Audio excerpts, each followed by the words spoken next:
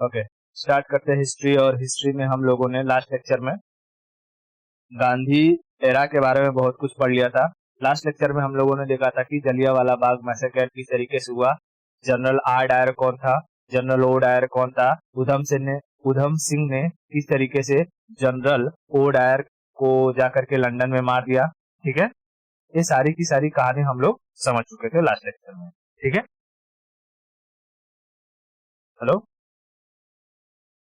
हाँ हाँ अभी सुनाई दे रहा है। ठीक है, अब हम आगे चलते हैं और समझते हैं होम रूल आंदोलन के बारे में। और होम रूल आंदोलन से होते हुए फिर धीरे धीरे धीरे धीरे हम गांधी जी ने कहां कहां पर क्या क्या कॉन्ट्रीब्यूशन किए उसके बारे में समझेंगे। ओके, देख, होम रूल का मतलब पहले समझाता हूँ, मैं लिख देता हूँ। होम रूल मूवमेंट,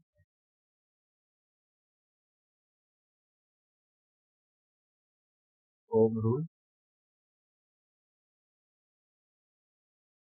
या एनिवेशन वाला होम रूल मूवमेंट। अब देख, home rule movement, home rule movement का मतलब होता है हमारा खुद का रूल, नियम एंड कानून, हमारे खुद का नियम और कानून, कोई हमारे नियम कानून पर कोई दूसरे का कोई भी इंटरफेरेंस ना हो। जैसे तेरा घर है तो तेरे घर में तेरे ही घर का बनाया हुआ नियम कानून लगता है ना, कि पड़ोसी वाला आके कहता है नहीं तुमको इस तरीके से खाना है, पैर ऊपर करके सर नीचे करके सोना है, छत से जो कि चिपक के सोना है, फर्श पर नहीं सोना है, ऐसे कोई दूसरा आके बताता है, इंडिकेट करता है? नहीं, किसी तीसरे का हस्तक्षेप नहीं होता ना घर में। हाँ, तो वैसे ही हमारे देश में भी कुछ ऐसे क्रांतिकारी थे जिनका मानना था कि ब्रिटिश हम पर राज कर रहे हैं, चलो कोई बात नहीं, लेकिन ब्रिटिशर्स का इतना इंटरफेरेंस नहीं होना चाहिए कि हमें क्या करना है क्या नहीं करना है, किस तरीके से रहना है किस तरीके से नहीं रहना है। वो हर एक चीज में इंटरफेयर नहीं कर सकते हैं। जो आंतरिक मामले हैं उन पर हमारा नियम होना चाहिए। और ये घटना पहले हो चुकी थी। ब्रिटेन के पास एक छोटा सा आइलैंड है, आयरलैंड है। ठीक है, मैं दिखाता हूँ। आयरलैंड, हाँ, आयरलैंड देश है ना। अच्छा, अभी आइलैंड मतलब आइलैंड समझते हैं किसे कहते हैं आइलैंड? किसे कहते हैं आइलैंड? पानी के बीचों बीच होगा उसे आइलैंड कहेंगे। अरे श्योर, तो बता, अगर मैंने कहा ये आयरलैंड है, ये आयरलैंड के चारों तरफ पानी दिखाई दे रहा है, तो क्या आयरलैंड एक आइलैंड नहीं कहेगा?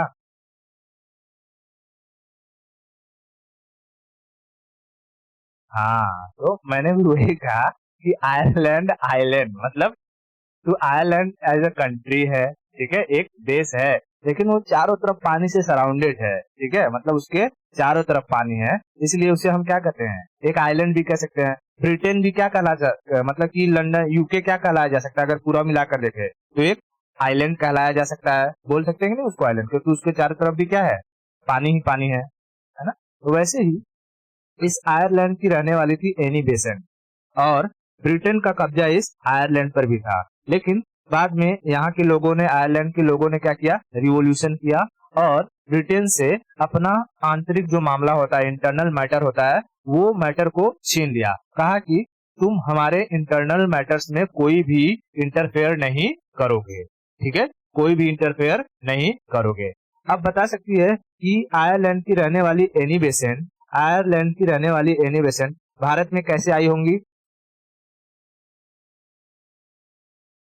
हाँ, कैसे आई होंगी भारत में, मतलब क्या, क्या बना था?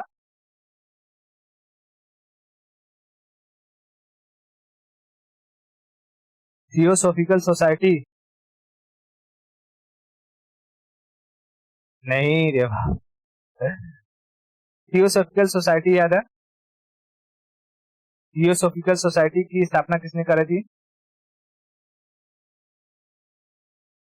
जब मारूंगा ना, मैडम ब्लावर्टस्की और कर्नल ऑलकॉट। ठीक है, madam Blavatsky and colonel Olcott ने थियोसॉफिकल सोसाइटी को बनाया था। उसी थियोसॉफिकल सोसाइटी की एक मेंबर थी कौन? Annie Besant. एनी बेसेंट, और मैंने बताया था कि थियोसॉफिकल सोसाइटी के जो ब्रांचेस थे वो दुनिया भर में थे। तो उसी थियोसॉफिकल सोसाइटी की एक ब्रांच एनी बेसेंट कहाँ पर ओपन की? अड़ियार में, मद्रास में, है ना, मद्रास में। तो अगर पूछेगा कि एनी बेसेंट भारत में किस तरीके से आई, तो वो थियोसॉफिकल सोसाइटी की मेंबर बन करके भारत में आई थी। ठीक है, थियोसॉफिकल सोसाइटी की मेंबर बन करके भारत में आई थी। तो क्या ये होम रूल भारत में पहली बार हो रहा था या इससे पहले भी कहीं पर ये आंदोलन हो चुका था? कहां पर हो चुका था? आयरलैंड में। एनी बेसेंट कहाँ के रहने वाले थे? हाँ, एनी बेसेंट आयरलैंड की थी। ठीक है, तो उन्होंने देखा था कि आयरलैंड में कैसे हम लोगों ने ब्रिटिशर्स से अपना इंटरनल मैटर छीना था। उन्होंने देखा कि ब्रिटिशर्स यहाँ भारत में लोगों भारतीयों के अंदर मतलब कि मैटर्स में बहुत ज्यादा इंटरफेयर कर रहे हैं। इसलिए भारतीयों को भी ये हक होना चाहिए कि उनका जो इंटरनल मैटर है उनमें कोई तीसरा हस्तक्षेप ना करे। बात समझ में आई? तो उन्होंने फिर भारत में क्या चालू किया? होम रूल लीग या होम रूल मूवमेंट। बात समझ में आ रही है? तो देख, भारत में होम रूल मूवमेंट को सिर्फ एनी बेसेंट ने नहीं, एक और पर्सन ने भी चालू किया था। यानी हम कह सकते हैं कि भारत में होम रूल मूवमेंट दो लोगों ने चालू किया था। एक थे बाल गंगाधर तिलक और दूसरे थी एनी बेसेंट। बात समझ में आई? भारत में होम रूल मूवमेंट कितने लोगों ने चालू किया था? दो। कौन कौन?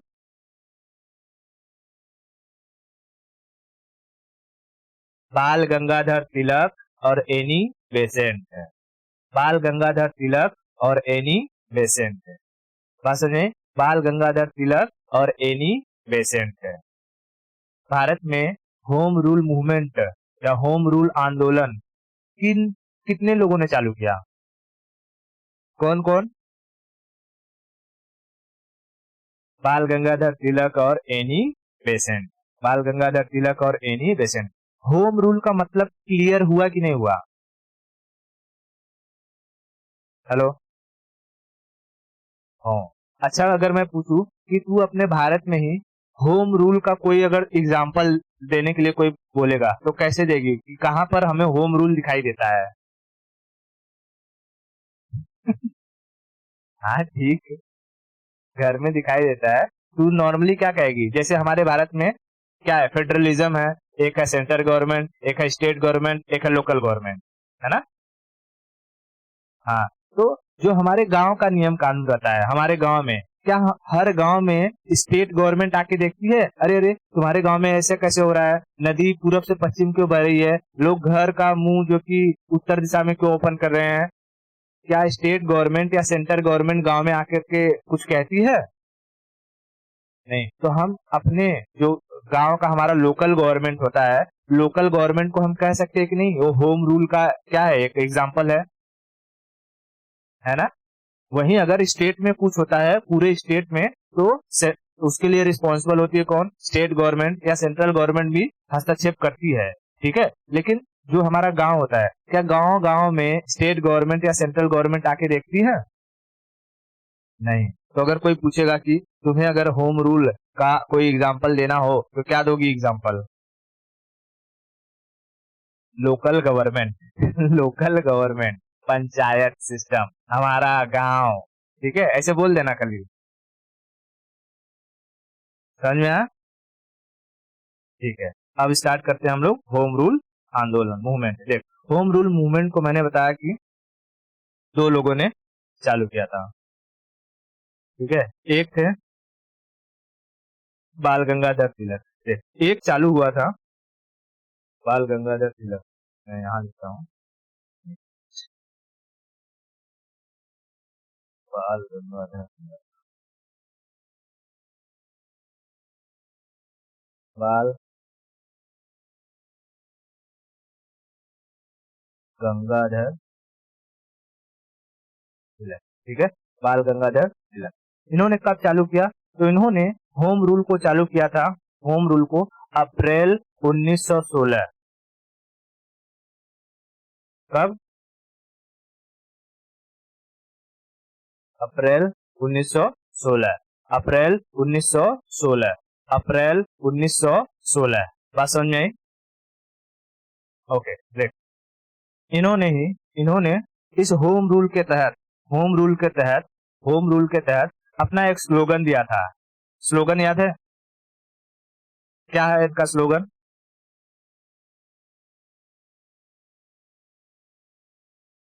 स्लोगन है Swaraj is my birth right and I shall have it. ठीक है, Swaraj is my birth right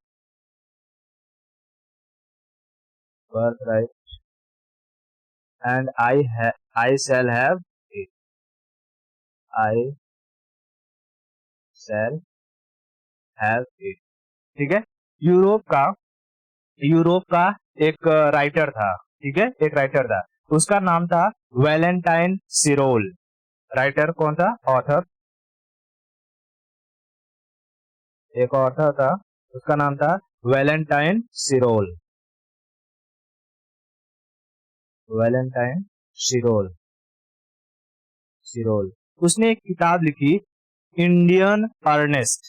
ठीक है, उसने किताब क्या लिखा? Indian Unrest. उसने बुक लिखा इंडियन अर्नेस्ट, और इस बुक में उसने बाल गंगाधर तिलक को भारत में क्या कहते हैं,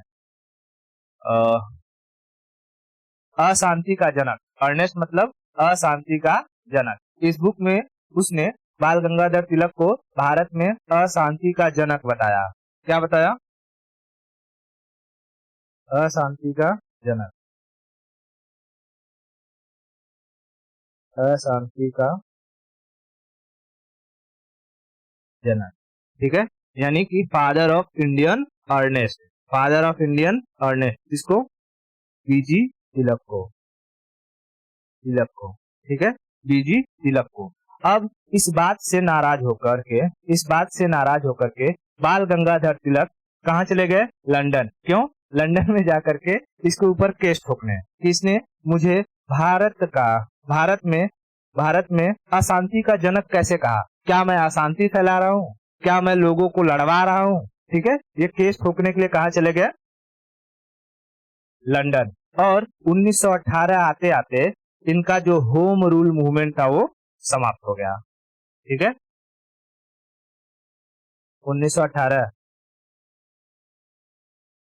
हाँ, तो क्योंकि ये रहे नहीं ना, ये चले गए लंदन, और लंदन में काफी सारा टाइम बीत गया, तो जब लीडर ही नहीं रहता तो उसके द्वारा स्टार्ट किया गया मूवमेंट भी धीरे धीरे क्या हो जाता है? समाप्त हो जाता है।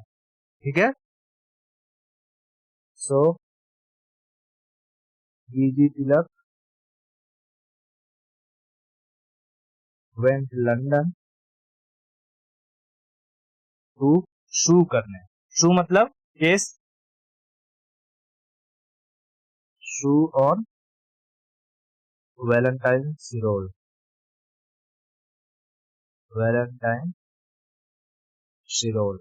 ठीक है, सिरोल। एंड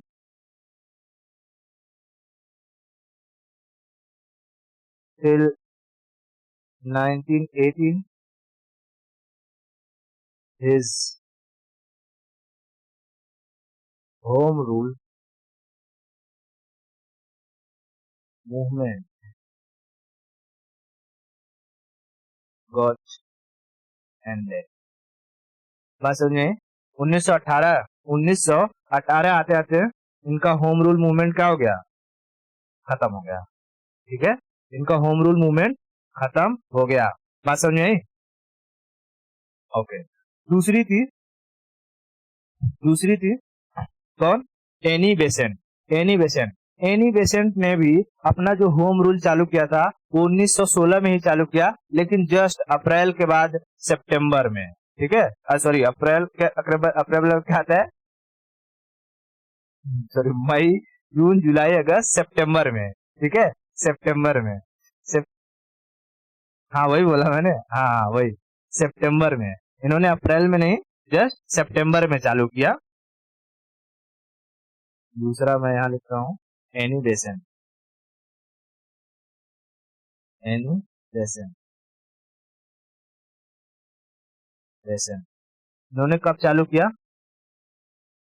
तो सितंबर सितंबर 1916 सितंबर 1916। और इनका एरिया क्या था? देख, बाल गंगाधर तिलक थे, इन्होंने महाराष्ट्र के एरिया से शुरू किया था।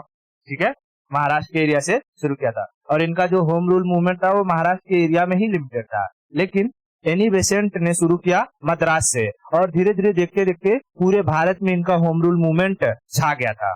ठीक है, पूरे भारत में इनका होम रूल मूवमेंट छा गया था। लेकिन 1918 आते आते इनका भी होम रूल मूवमेंट क्या हो गया? समाप्त हो गया।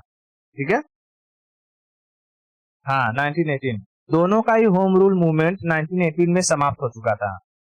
ठीक है, देख एनी बेसेंट ने सितंबर 1916 में होम रूल मूवमेंट चालू किया। कौन से एरिया से? तो मद्रास। नहीं, ये गांधी एरा ही चल रहा है। अभी गांधी की एंट्री अभी आएगी, तू देख तो सही, थोड़ा बिल्डअप तो होने दे।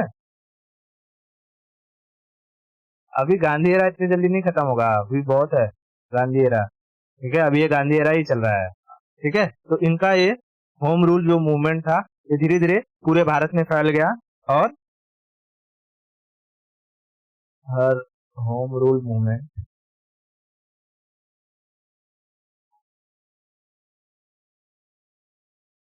Home rule movement spread it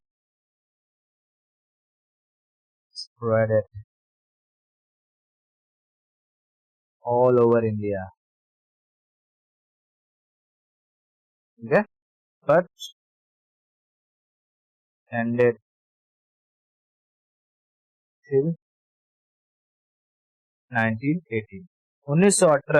1918 आते आते इनका भी जो होम रूल मूवमेंट था वो खत्म हो गया। ठीक है, समझ आया क्या इतना? हाँ, अब देख 1918 1914 से 1918 के बाद ये एरिया क्या चल रहा है? फर्स्ट वर्ल्ड वॉर का टाइम पीरियड है ना? 1914 से 1918 का जो टाइम पीरियड रहता है वो फर्स्ट वर्ल्ड वॉर का टाइम पीरियड रहता है। अब जैसे ही 1918 में फर्स्ट वर्ल्ड वॉर खत्म होता है, ठीक है, फर्स्ट वर्ल्ड वॉर खत्म होता है, ये जो अंग्रेज रहते हैं, अंग्रेजों ने क्या कर दिया? टर्की का विभाजन कर दिया। ठीक है, टर्की का क्या कर दिया? विभाजन। इसमें से सोच, टर्की को इतनी भाग में डिवाइड किया, इतनी भाग में डिवाइड किया कि जैसे टर्की का इतना एरिया फ्रांस के कब्जे में, इतना एरिया स्पेन के कब्जे में, इतना एरिया जर्मनी के कब्जे में, इतना एरिया इंग्लैंड के कब्जे में, इतना एरिया यूएसए के कब्जे में। ठीक है, अलग अलग लोग इसको बांट लिए आपस में। ऐसा लग रहा था जैसे हनुमान जी का प्रसादी है। ठीक है, सब धीरे धीरे धीरे धीरे क्या कर रहे थे? बांट लिए। और इसको बांटने के बाद, मतलब कि इसको डिवाइड करने के बाद इन लोगों ने यहाँ पर बहुत सारे चेंजेस करे। क्या चेंजेस करे? कि पहली बात, यहाँ पर जो खलीफा था, क्योंकि मुस्लिमों में जो सबसे बड़ा, जैसे कि क्रिश्चियनिटी में पादरी होता है, हेलो, क्रिश्चियनिटी में जैसे पादरी होता है, वैसे ही मुस्लिमों में सबसे बड़ा होता है खलीफा। ठीक है, उस वक्त में क्या हुआ करता था? खलीफा। तो यहाँ पर खलीफा थे मुस्तफा कमाल पाशा। मुस्तफा कमाल पाशा, उनको अपने पोस्ट से हटा दिया। कहा कि आज से कोई खलीफा वलीफा नहीं रहेगा। ठीक है, आज से कोई खलीफा नहीं रहेगा। यहाँ पर क्या किया? लोगों को हिजाब पहनने पर बैन लगा दिया, लोगों को टोपी पहनने से बैन लगा दिया, कुरान को पढ़ने से बैन लगा दिया। ठीक है, 5 वक्त की नमाज अदा करने पर बैन लगा दिया। ठीक है, यहाँ पर मुसलमानों के पूरे की पूरी तरीके से रीति रिवाजों में क्या करने लगे? ये लोग इंटरफेयर करने लगे, चेंजिंग करने लगे। अब ऐसा है, मुस्लिम जगत या इस्लामिक स्टेट में अगर तू देखेगी, कहीं पर अगर इस्लाम को लेकर के कुछ होता है तो दुनिया में जितने भी मुसलमान होते हैं सब भड़क जाते हैं। ठीक है, दुनिया में जितने भी मुसलमान रहते हैं सब भड़क जाते हैं। अब भारत के मुसलमान, मतलब उस वक्त तो पाकिस्तान भारत नहीं था, तो पूरा का पूरा जितना मुसलमान थे ये, फिर दूसरे देशों में जितने भी अफ्रीका के मुसलमान, हर जगह के मुसलमान अंग्रेजों के खिलाफ हो गए हैं। ठीक है, अंग्रेजों के खिलाफ हो गए और उन्होंने मिल करके चालू किया खिलाफत मूवमेंट। खिलाफत मूवमेंट, बात समझ में आया? तो खिलाफत मूवमेंट की शुरुआत का में बड़ा रीजन क्या था? कहेगा खिलाफत मूवमेंट का रीजन क्या था? टर्की का डिवीजन। ठीक है, टर्की का डिवीजन। ठीक है, अब इसको समझाता हूँ। यहाँ समझ, खिलाफत मूवमेंट,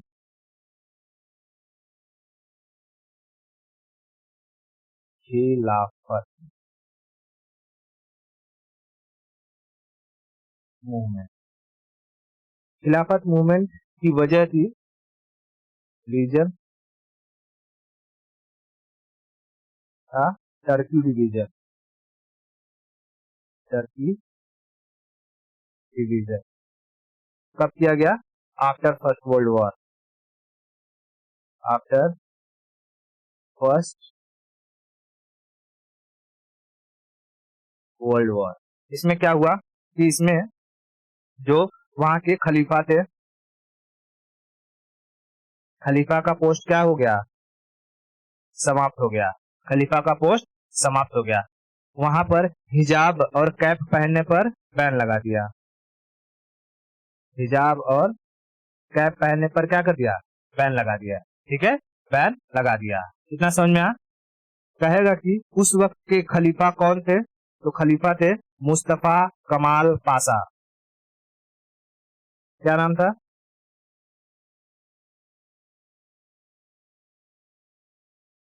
कमाल पाशा। ठीक है, मुस्तफा कमाल पाशा। ये दिखाई दे रहा है? ये थे मुस्तफा कमाल पाशा। ठीक है, मुस्तफा कमाल पाशा। और इसी से मतलब कि इसी चक्कर में, इसी सारे की सारी चीजों को देख करके भारत में जो मुसलमान थे वो भी किसके खिलाफ हो गए? अंग्रेजों के। अंग्रेजों के। ठीक है, सो इंडिया जो मुस्लिम थे,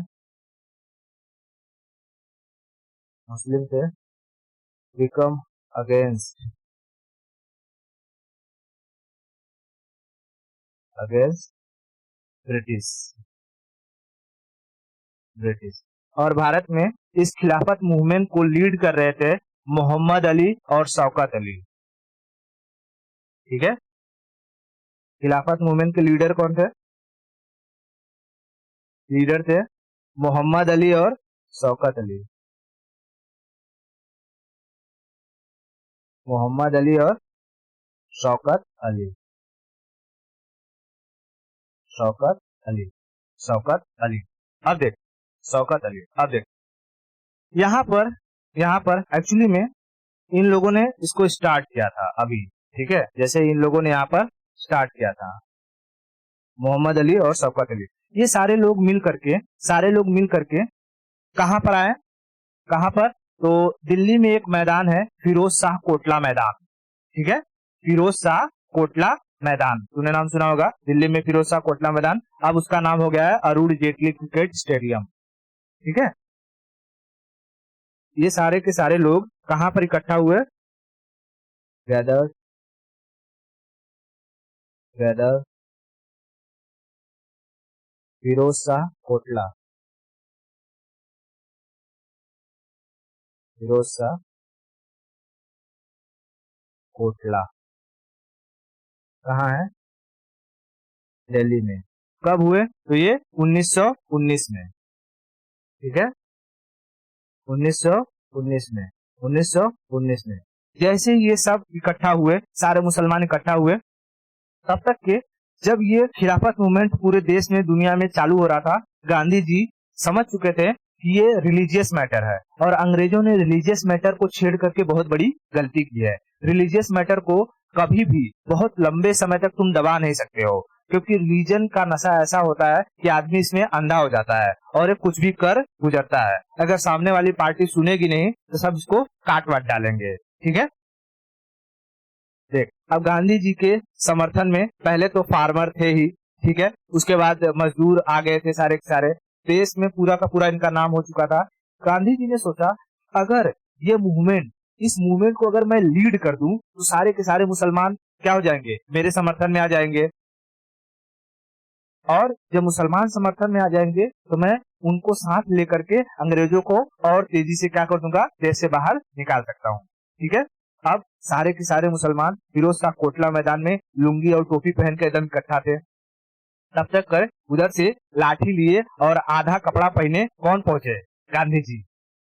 गांधी जी और सारे मुसलमान गांधी जी को देखकर एकदम चौंक गए, कहे या खुदा ये कौन आ गया, ये कौन आ गया। बाद में पता चला कि ये तो गांधी जी है, और गांधी जी उन्होंने कहा कि वहां पर भाषण वाषण दिया, कहा अंग्रेजों ने जो कुछ किया है वो बहुत ही गलत किया है, आपके धार्मिक मामलों में अंग्रेजों को हस्तक्षेप करने का कोई भी अधिकार नहीं है, ये हमारे भारत के सभी मुसलमान भाइयों के जो रिलीजियस मतलब की भावना होती है उनको ठेस पहुंचाने का काम किया है। हम अंग्रेजों को इस खिलाफत मूवमेंट के जरिए पूरी तरीके से उखाड़ फेंकेंगे। ठीक है, सारे के सारे मुसलमान बोले वाह वाह वाह, सुभान अल्लाह, गांधी जी आप ही हमारे लीडर रहोगे। ठीक है, आप ही हमारे लीडर रहोगे। और कहेगा कि बताओ ये जो खिलाफत मूवमेंट था, खिलाफत मूवमेंट को स्टार्ट किसने किया था, मोहम्मद अली और शौकत अली। लेकिन खिलाफत मूवमेंट को लीड किसने किया, गांधी जी। और यहाँ पर लीडर कौन बन गए, गांधी जी। ठीक है, गांधी जी। ठीक है, लीडर बन गए गांधी जी। गांधी जी लीडर बने, लीडर बनते ही उनको पता था कि ये बहुत देर तक चलने वाला नहीं है। ठीक है, ये बहुत देर तक चलने वाला ये खिलाफत मूवमेंट नहीं है, क्योंकि अंग्रेजों को रिलीजियस मैटर पर बात सुननी होगी, और बाद में जाकर के अंग्रेजों ने टर्की का डिवीजन रद्द कर दिया। ठीक है, और खिलाफत मूवमेंट सक्सेस हुआ, और जैसे ही खिलाफत मूवमेंट सक्सेस हुआ सारे के सारे जो मुसलमान थे किसके पक्ष में आ गए,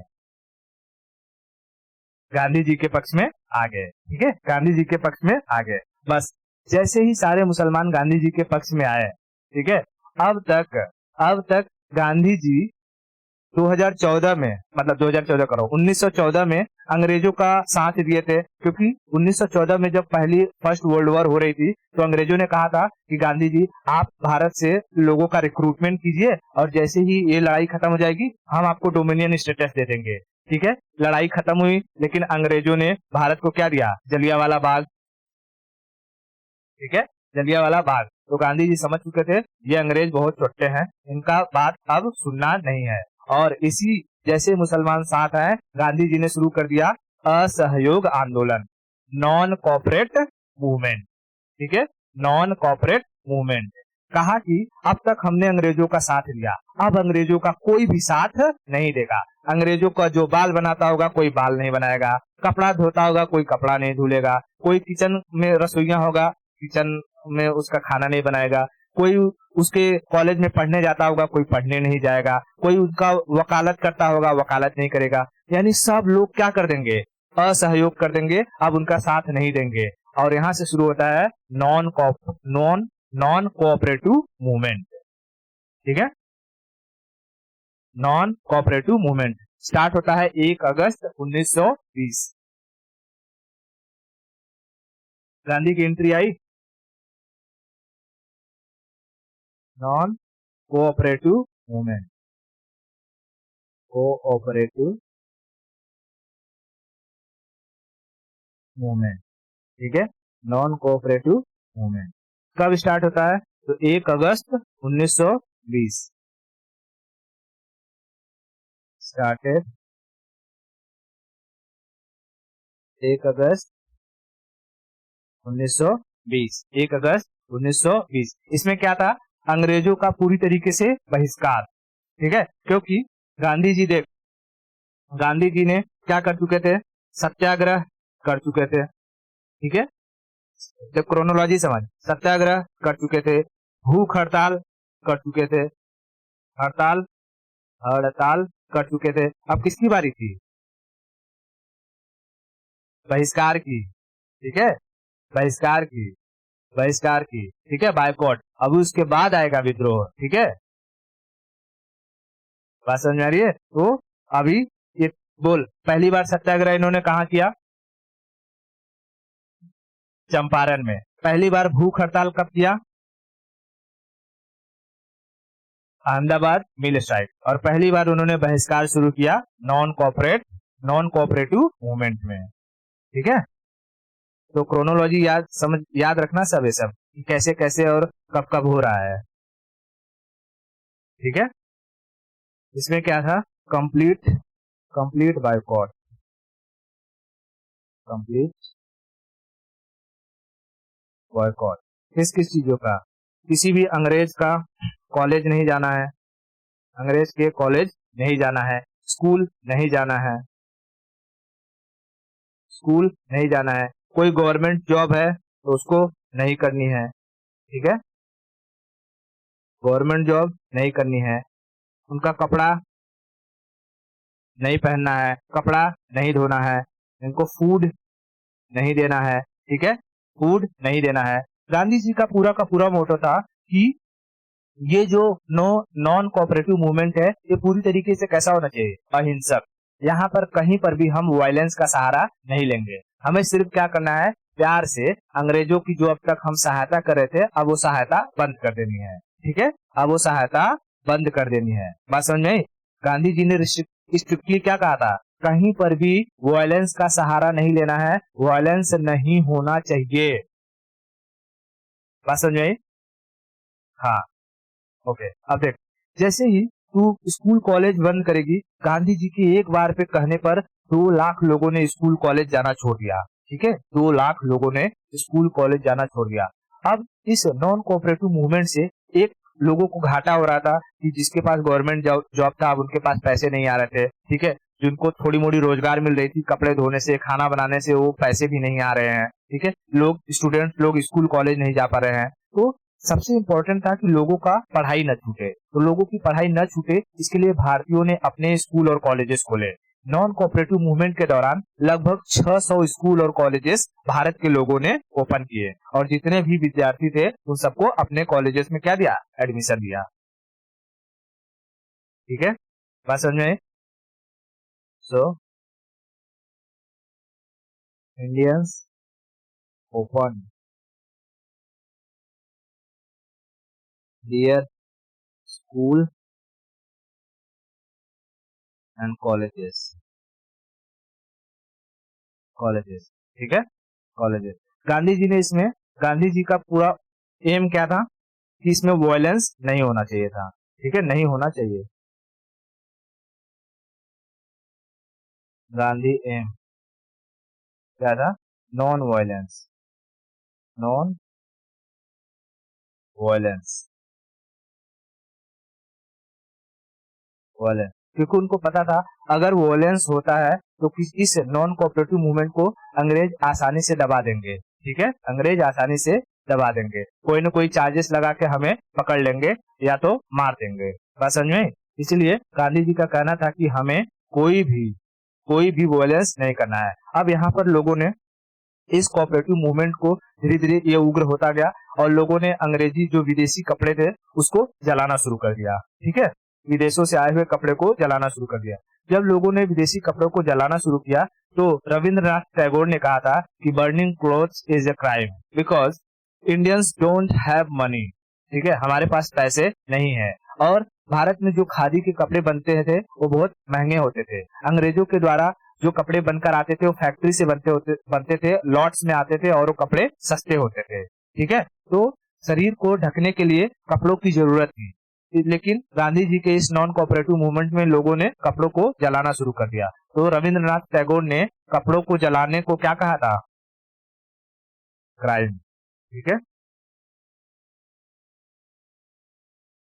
burning clothes is a crime. किसने कहा? रविंद्रनाथ टैगोर, टैगोर। ठीक है, रविंद्रनाथ टैगोर ने। बात समझ में आया? ओके। अब देख, इसी में क्या हो जाता है कि बाल गंगाधर तिलक की मृत्यु हो जाती है। ठीक है, बाल गंगाधर तिलक की मृत्यु हो जाती है। और जैसे ही बाल गंगाधर तिलक की मृत्यु होती है, अंग्रेज सोचते हैं ना कि इनकी मृत्यु को हम लोग हिंदू मुसलमान का चेहरा दे देते हैं, और अगर हिंदू मुसलमान का चेहरा दे देंगे तो क्या हो जाए, क्योंकि जो बाल गंगाधर तिलक थे वो कट्टर हिंदू थे। ठीक है, कट्टर हिंदू थे, तो उनकी मौत को वो लोग क्या करना चाहते थे, रीजनलाइज करना चाहते थे कि किसी रिलीजियस मैटर में उलझा दिया जाए और जो ये मूवमेंट चल रहा है वो मूवमेंट खत्म हो जाए, हिंदू मुसलमान जो गांधी के साथ में है वो अलग अलग हो जाए। लेकिन गांधी अंग्रेजों के चाल को जानते थे, उन्होंने सबको पहले से आगाह कर दिया कि देखो ये लोग ऐसा ऐसा कुछ ना कुछ करेंगे, लेकिन किसी को भी एक दूसरे पर कोई भी डाउट नहीं करना है। इस चीज को बढ़ावा देने के लिए कि कोई सब हिंदू मुसलमान एक साथ है, गांधी जी ने बुलाया शौकत अली को। उन्होंने कहा कि देखो आप मुसलमान हो और बाल गंगाधर तिलक हिंदू है, मोहम्मद अली और शौकत अली दोनों बुलाया। कहा कि आप अगर बाल गंगाधर तिलक के अर्थी को कंधा दोगे तो इससे एक समाज पर अच्छा इम्पैक्ट जाएगा कि एक हिंदू मरा हुआ है, लेकिन उसको कंधा कौन दे रहा है, मुस्लिम भी दे रहा है, यानी हिंदू और मुसलमानों में कोई भेदभाव नहीं है। बात समझ में आया? हाँ, ठीक है। तो गांधी जी ने इस हिंदू मुसलमान होने से बचा लिया कि नहीं बचा लिया? बचा लिया। ठीक है,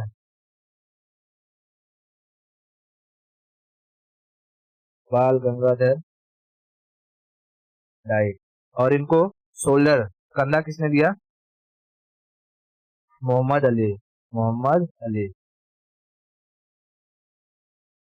नहीं रे, शौकत अली और मोहम्मद अली जिन्होंने स्टार्ट किया था खिलाफत मूवमेंट। मोहम्मद अली जिन्ना नहीं, मोहम्मद अली ये शोल्डर। ठीक है, शोल्डर दिया, और इससे इससे हिंदू मुसलमानों में एकता और बढ़ गई, हिंदू मुसलमानों में एकता और बढ़ गई। बात समझ में आई?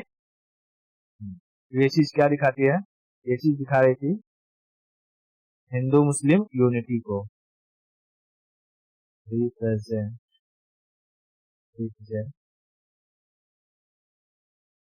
Hindu Muslim unity. ठीक है, हिंदू मुस्लिम यूनिटी को। बात समझ में? आप देख, जैसा कि गांधी का मेन एम था कि भाई इस मूवमेंट में कभी भी किसी तरीके से वायलेंस नहीं होना चाहिए, लेकिन अब होती है गड़बड़। भारत में जो ये थे जमींदार थे, वो जमींदार बड़े हरामी थे। ठीक है, वो किसानों को बड़ा ही लूटा करते थे, बड़ा ही कूटा करते थे। इससे इससे जो है, जो साउथ वाला एरिया है, ठीक है, साउथ में केरला में शुरू होता है मोपला रिवोल्ट। ठीक है, मोपला रिवोल्ट। क्या मोपला रिवोल्ट के बारे में बताया कि नहीं बताया हूँ? असम में अहोम था। केरला केरला में शुरू हुआ था मोपला रिवोल्ट, अली मुंशियर ने उसकी अध्यक्षता की थी। मोपला रिवोल्ट जाके वापस से रिवीजन कर। ठीक है, मोपला रिवोल्ट केरला में शुरू हो गया, मोपला रिवोल्ट। यहाँ पर जो अली मुंशियर थे, अली मुंशियर ने और अली मुंशियर के जो समर्थक थे, उन लोगों ने मिल करके वहां के जमींदारों को बहुत गंदा थूर दिया। ठीक है, बहुत पूरा मुंह सूख पूछ काट दिया। और वहां के जो जमींदार थे वो हायर हिंदू धर्म के हायर कास्ट के थे, जैसे सिंह, ब्राह्मण, ये सब जाति के वो लोग वो जमींदार थे। ठीक है, और वो क्या करते थे, जो छोटे कास्ट वाले होते थे उनको बहुत सप्रेस किया करते थे। इससे तंग आकर के अली मुंशियर और उनके समर्थकों ने किसे चूर दिया? जमींदारों को। ठीक है, जमींदारों को जब वहां मार दिया, ठीक है, जमींदारों को मारने के बाद अब अंग्रेज इसका भी फायदा उठाने लगे। उन्होंने कहा कि देखो देखो ये जो है कि गांधी का ही सब किया कराया है, ये नॉन कोऑपरेटिव मूवमेंट के चक्कर में तुम लोग को पिटवा रहा है। जमींदार, तुम लोग हिंदू हो फिर भी देखो तुम लोग को कितना मार रहे हैं, छोटे होकर के तुम लोग को पीट रहे हैं, तुम्हारी क्या औकात रहेगी। ठीक है, अब गांधी सोचे कि अब तो मामला गड़बड़ हो जाएगा, तो गांधी फिर आ गया है, कहते हैं कि ऐसा कुछ नहीं है, इस देश में जो भी कोई गलती करेगा वो कुछ आएगा, इसमें कोई भी छोटा बड़ा और हिंदू मुसलमान ऊंच नीच वाली कोई बात नहीं है। ठीक है, तो तुम भड़काने की कोशिश मत करो गोरे लोग, ठीक है। तो फिर यहाँ पर भी अंग्रेजों का प्लान चला नहीं, चौपट हो गया प्लान। ठीक है, अंग्रेजों का प्लान क्या हो गया, चौपट हो गया। ठीक है, तो देख यहाँ याद रखना, मोपला रिवोल्ट,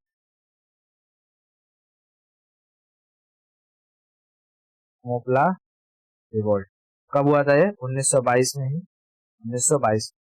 ठीक है, मोपला रिवोल्ट 1922 में। और ये आंदोलन कब चालू हुआ था, 1 अगस्त, नॉन कोऑपरेटिव 1 अगस्त 1920 में। ठीक है, 1 अगस्त 1920 में। अब धीरे धीरे धीरे धीरे, अब कोई भी चीज है तो एक ही दिन में तो पूरे भारत में फैलेगी नहीं, टाइम लगेगा ना। उस वक्त ऐसा मोबाइल फोन या सोशल मीडिया तो था थोड़ी कि हाँ एक ही बार बोलो और सब लोग इकट्ठा हो जाएंगे। ठीक है, तो 1922 में हो गया मोपला रिवोल्ट। यहाँ पर लीडर कौन थे, अली मुंशियर, लीडर थे अली मुंशियर। और ये किसके खिलाफ था, अगेंस्ट लैंडलॉर्ड्स, लैंड लॉर्ड्स। ठीक है, ये लैंडलॉर्ड्स किस कहाँ के थे, तो higher caste, higher caste of Hindu, higher caste of Hindu. ठीक है, हायर कास्ट ऑफ हिंदू, इतना समझ में आया। Okay, higher caste of Hindu. Okay, अब देख यहाँ तो गांधी जी ने संभाल लिया है, लेकिन लेकिन 5 फरवरी 1922 को, ठीक है, 5 फरवरी 1922 को यूपी में है एक जगह गोरखपुर। ठीक है, गोरखपुर, गोरखपुर में, गोरखपुर में एक छोटा सा गांव है जिसका नाम है चौरी चौरा, चौरी चौरा। वहां पर लोगों ने, वहां पर लोग इसी नॉन कोऑपरेटिव मूवमेंट को लेकर क्या कर रहे थे, प्रोटेस्ट कर रहे थे। जब प्रोटेस्ट कर रहे थे तो वहां के जो पुलिस स्टेशन के पुलिस वाले थे, पुलिसकर्मी, वो लोग आ गए और उन प्रोटेस्ट, जो रिवोल्यूशनरी थे प्रोटेस्ट करने वाले, उनको भगाने लगे। जब उनको भगाने लगे तो वहां के लोगों ने उनका ही डंडा छीन के उनको पीटना चालू कर दिया। ठीक है, उनको पीटना चालू कर दिया। और जब उनको पीटना चालू किया तो वो पुलिस वाले भाग भाग के गए, भाग भाग के, और कहाँ घुस गए, पुलिस स्टेशन के अंदर। और पुलिस स्टेशन के अंदर घुस करके, लॉकअप में घुस के अपने आप को ताला अंदर से बंद कर लिया। और बाहर से इन लोग को चिढ़ाने लगे, लुई लुई लूली मारो, अब कैसे मारोगे। ठीक है, अब पुलिस स्टेशन में अंदर तक तू डंडा ले जाएगी, कितना दूर तक पहुंचेगा, अंदर तक हाथ ही डालेगी ना। हाँ, तो जैसे ये लोग चिल्लाने लगे, अब जो प्रोटेस्टर थे वो लोग सोचे अब क्या किया, प्रोटेस्टर ने बाहर से ताला मार दिया। प्रोटेस्टर ने क्या किया, बाहर से ताला मार दिया। तो अंदर पुलिस वाले सोच रहे हैं बाहर से ताला क्यों मार रहे हैं, हम लोग तो फिर खोल के आ जाएंगे। अब जैसे ही बाहर से ताला मार के मिट्टी का तेल छिड़कना चालू किया, अब पुलिस पुलिस वाले सब पगलाए, अरे भाई मत मत छिड़को, हम नहीं मारेंगे, कुछ नहीं करेंगे। लेकिन प्रोटेस्टर के दिमाग पे एक बार गुस्सा चढ़ गया था, कहाँ सुनने वाले थे। सारे के सारे प्रोटेस्टर मिल करके पूरा पुलिस स्टेशन को क्या कर दिया, मिट्टी का तेल छिड़क के आग लगा दिया। और 1922, 5 फरवरी 1922 को चौरा चौरी के पुलिस स्टेशन में 22 लोग जल के मर गए। ठीक है, 22 लोग जल के मर जाते हैं, और इसे कहा जाता है चौरा चौरी हत्याकांड, चौरा चौरी हत्याकांड। अब ये घटना एक बड़ी वायलेंस की घटना थी, जिसको गांधी जी जस्टिफाई नहीं कर सकते थे। ठीक है, गांधी जी जस्टिफाई नहीं कर सकते थे। अब गांधी जी को लगा कि अब अंग्रेज कोई ना कोई एक्शन लेंगे और इस मूवमेंट को दबा देंगे। ठीक है, इस मूवमेंट को दबा देंगे।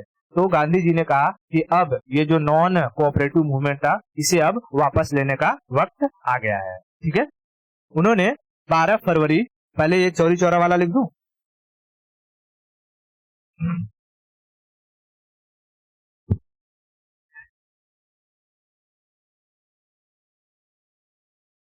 चौरी चौरा,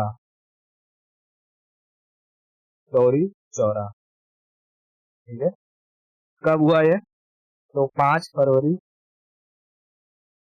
5 फरवरी 1922। ठीक है, 5 फरवरी 1922 कहाँ पर हुआ, तो गोरखपुर, गोरखपुर में चौरी चौरा गांव था, वहां पर पुलिस स्टेशन। ठीक है,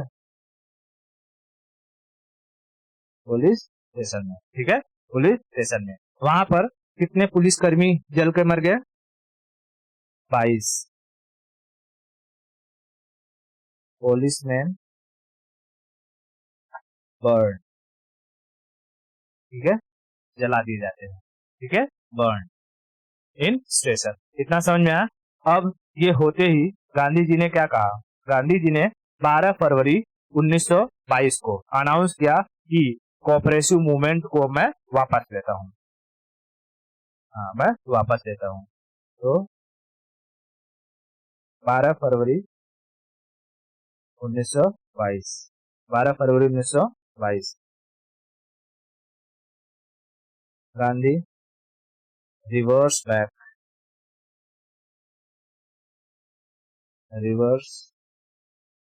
बैक हिज मूवमेंट, ठीक है, अपने इस नॉन कोऑपरेटिव मूवमेंट को वापस लेते हैं, ठीक है, वापस लेते हैं। अब जैसे ही ये बात लोगों ने सुनी, लोगों को गुस्सा आने लगा। लोगों ने कहा कि जब जनता का उबाल एकदम अपने अंतिम चरम पर है, ये अब कुछ भी कर गुजरने को राजी है, तब ये इस वक्त में आप ऐसा डिसीजन ले रहे हैं, आप जो कि ये गलत डिसीजन ले रहे थे। ये कौन कह रहा था? जो कांग्रेस में और गरम दल के नेता थे, ठीक है। कांग्रेस में कुछ ऐसे भी लोग थे ना जो थोड़ा गरम दल से प्रभावित थे, ठीक है, जैसे सरदार वल्लभ भाई पटेल वगैरह हो गए, और ये क्या बोलते हैं अपने सुभाष चंद्र बोस वगैरह हो गए। बात समझ में आ रही है? हाँ, ये सब लोग क्या करने लगे, गांधी जी को बहुत कोसने लगे कि ये आप क्या कर रहे हो, ये तो समझ में नहीं आ रहा है कि आप ऐसा डिसीजन क्यों ले रहे हो, ठीक है। जो एक्सट्रीमिस्ट थे वो लोग धीरे धीरे गांधी जी से गुस्सा होने लगे और गांधी का क्या करने लगे, अपोज करने लगे। अब जब अंग्रेज इसी मौके का फायदा उठाना चाहते थे। देख, जैसे ही चौरी चौरा हत्याकांड हुआ था, अंग्रेज चाहते तो गांधी को अरेस्ट कर लेते, लेकिन उस वक्त अगर गांधी को अरेस्ट करते तो सारी जनता भड़क जाती, क्योंकि उस वक्त तक सारी जनता गांधी के साथ में थी। लेकिन जैसे ही गांधी जी ने ये कहा कि मैं इस मूवमेंट को अब स्थगित करता हूँ, सारी जनता अब धीरे धीरे इनसे क्या हो रही, नाराज हो रही है। और जैसे ही जनता नाराज हुई, अंग्रेजों ने गांधी को अरेस्ट कर लिया, ठीक है। 10 मार्च 1922 को 10 मार्च 1922 को अंग्रेजों ने गांधी को अरेस्ट कर लिया और चौरी चौरा हत्याकांड का मुकदमा ठोक करके नॉन कॉपरेशन मूवमेंट के तहत उन्होंने उन्हें 6 साल की जेल दे दी, ठीक है, 6 साल, हाँ, ठीक है। ब्रिटिश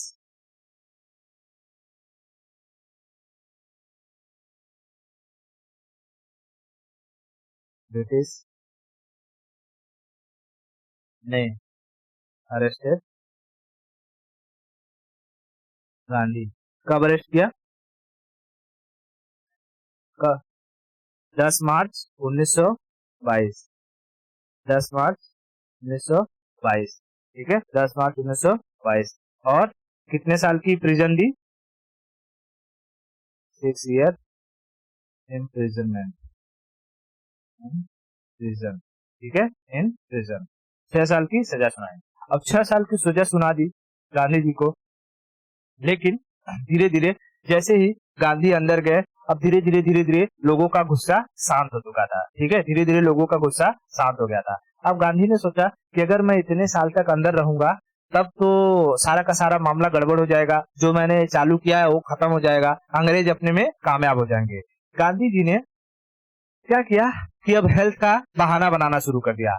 गांधी जी रह रह के रहते, धड़ाम से गिर जाते, दुबले पतले तो थे ही, धड़ाम से क्या करते, गिर जाते। 4 लोग गांधी को उठाते, अरे उठो उठो उठो गांधी जी, 4 कदम और चलते, फिर धड़ाक से लुढ़क जाते, ठीक है। अब अंग्रेज को लगा बाप रे बाप, अगर ये बुढ़वा जेल में मर गया, ठीक है, अगर बुढ़वा जेल में मर गया तो बाहर की जनता बाहर की जनता पूरा जेल फूंक देगी, है कि नहीं, पूरा जेल फूंक देगी, चौरी चौरा वाला इंसिडेंट फिर से हो जाएगा। एक काम करो, गांधी का ये हालत बहुत खराब है और इसको छोड़ देते हैं, ये बाहर जाके 2-4 दिन में मर जाएगा, तो बाहर जाके मरेगा तो कोई दिक्कत नहीं है, लेकिन जेल में नहीं मरना चाहिए। तो 2 साल गांधी जी अपना सजा काटे थे, 2 साल के बाद इन लोगों ने गांधी को छोड़ दिया। और जैसे ही गांधी को छोड़ा, गांधी जी को बाहर जेल के किया, गांधी जी पीछे देखे कोई नहीं है, उठ के खड़े होके भाग गए, ठीक है। गांधी जी वहां से डंडा उठाया और धड़क से भाग गए। और जब भागे वहां से तो सीधा कहाँ पहुंचे पता है? बेलग्राम, बेलग्राम कर्नाटक में। हाँ, कर्नाटक का कैपिटल क्या है? बेंगलुरु। तो वैसे ही उस वक्त क्या कहते थे? बेलग्राम, बेलग्राम, ठीक है। बेलग्राम और भी एरिया है, बट तुझे याद रखने के लिए मैं तुझे बता रहा हूँ कि कर्नाटक में है बेंगलुरु, ठीक है। तो वहीं पर बेलग्राम, बेलग्राम नहीं तो समझ में नहीं आता ये बेलग्राम कहाँ है, ठीक है। तो कर्नाटक में बेलग्राम गए, क्यों? वहां पर हो रहा था कांग्रेस की मीटिंग, ठीक है। कांग्रेस की मीटिंग हो रही थी 1924 में। 22 में उनको अरेस्ट किए थे, 6 साल की सजा हुई थी, 2 साल बाद छोड़ दिए। कब? 1924 में, ठीक है। जैसे ही छोड़ दिए, अब वहां गए और मीटिंग देखी कि यहाँ कांग्रेस की मीटिंग हो रही है। कहते हैं कि एक काम करो, कांग्रेस की मीटिंग का जो चेयरमैनशिप है, अध्यक्षता है, वो मैं करूंगा। सब लोग बोले कांग्रेस वाले, अच्छा आप करेंगे, कोई बात नहीं, सुभान अल्लाह, बहुत अच्छी बात है। और गांधी जी ने वहां पर जो कि अध्यक्षता किया। अब अंग्रेज यहाँ देख रहे, गधिया तो भाग गया, एकदम ठीक ठाक है, बढ़िया एकदम चल चुल रहा है, अध्यक्षता कर रहा है, चलो अरेस्ट कर लेते हैं। और जैसे ही वो लोग सोच ही रहे थे, तब तक वहां पर अध्यक्षता किए और गांधी जी ने पूरी जनता को कहा कि आप लोगों की दुआओं से अंग्रेजों ने कहा कि गांधी जी को हम जो कि उनकी सजा को माफ करते हैं। गांधी जी जो जो काम कर रहे थे वो लोगों की भलाई के लिए कर रहे थे, इसलिए हम उन्हें आजाद करते हैं। अब इतना कहते ही गांधी जी का समर्थन पूरी जनता का फिर से मिल गया और वहां पर अंग्रेज देखते रह गए, गंजिया तो फंसा दिया हमको, साला यहाँ मर मर उधर की नौटंकी कर रहा था, मरने मरने हालत हो गई थी, बाहर जाके फिर से जनता का समर्थन हासिल कर लिया। अब उसको अरेस्ट करेंगे तो जनता हमें कूट डालेगी, ठीक है। और गांधी जी वहां पर क्या कर दिए, बेलग्राम कर्नाटक में कांग्रेस, जो बेलग्राम में कांग्रेस का अधिवेशन था, उसका अध्यक्षता कर दिए। अध्यक्षता करने के बाद सारी जनता को क्या किए, नेतृत्व किए, और नेतृत्व करके सबका सपोर्ट वापस से गेन कर लिए, ठीक है। सबका सपोर्ट वापस से गेन कर लिए। इतना बात समझ में आया? हाँ, ये चीज लिख दूं यहाँ तक। ठीक है, तो देख, हाँ, बट रिलीज इन 1924। स्टोरी तो समझ में आ गया, 1924 में क्यों रिलीज हुआ। ओके, जैसे ही रिलीज किया गया वो कहाँ गया, कर्नाटक, ठीक है, बेलग्राम, वेंट बेलग्राम कहाँ है, कर्नाटक, कर्नाटक में। वहां पर क्या हो रहा था, कांग्रेस अधिवेशन, ठीक है, कांग्रेस मीटिंग, वहां पर चेयर्ड किया, चेयर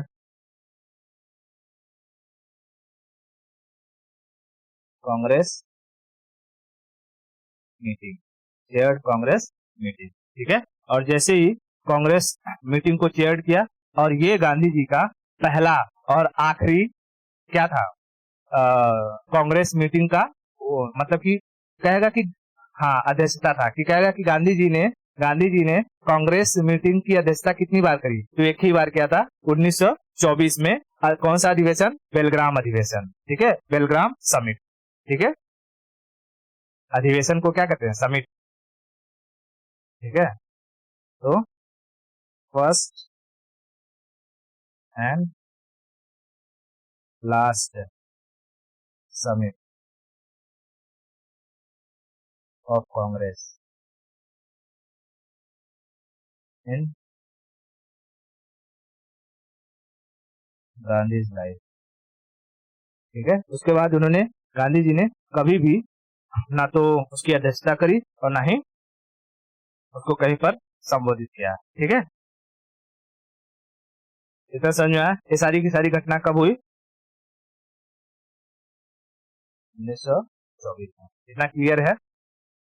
ओके। अब उसके बाद गांधी जी ने लोगों का सहयोग और अच्छे से पाने के लिए लोगों की हेल्प करने लगे। कुछ सालों तक वो सोशल वर्क में जुड़े रहे। जहाँ पर प्लेग वगैरह फैला था वहां पर लोगों की हेल्प करते थे। जो जिस प्लेग के रोगी को देखकर लोग भाग जाते थे, लोग क्या करने लगे, और मतलब गांधी उनकी सहायता करने लगे। और धीरे धीरे धीरे धीरे फिर से पूरी जनता का सपोर्ट किसके साथ आ गया, गांधी जी के साथ, ठीक है। ओके, आज के लिए इसको यहीं रखते हैं, बाकी इसके आगे की स्टोरी हम लोग नेक्स्ट लेक्चर में करेंगे, ठीक है।